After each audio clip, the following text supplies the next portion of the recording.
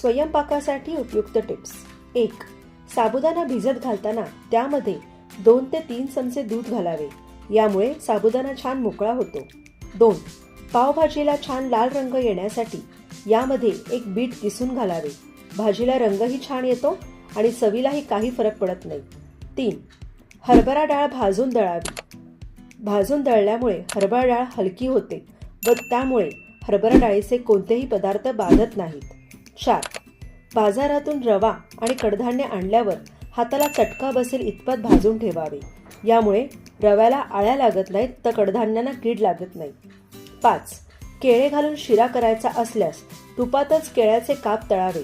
मऊसर झाले की त्यामध्ये रवा टाकून नेहमीप्रमाणे शिरा करावा. यामुळे केळ्याचा चांगला वास शिऱ्याला येतो व केळे काळेही पडत नाही. 6. बटाटे उकडताना त्यामध्ये नेहमी मीठ घालावे. यामुळे बटाटे फुटत नाहीत.